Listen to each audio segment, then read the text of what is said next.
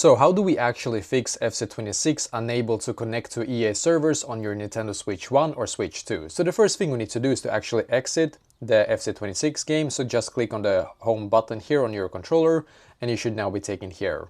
And then in here just scroll until you can see system settings here and then scroll down to internet. Now click on internet settings here. Hopefully you can see okay here still.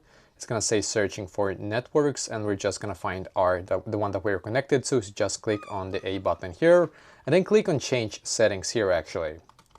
Then we need to scroll down and the DNS settings here needs to be changed from automatic to manual instead. So just change it to manual and your primary DNS you should set it like this: 008.008.008.008. Then just click on OK.